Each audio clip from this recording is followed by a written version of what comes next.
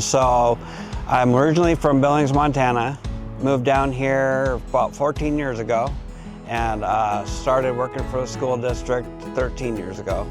Being in this type of educational environment, to me, it's made me appreciate and look at the kids and see how they're maturing and how successful they become. So working with the teachers, I've always been complimented and thanked for the hard work that we put in servicing the HVAC equipment, small electrical or plumbing projects that we fix.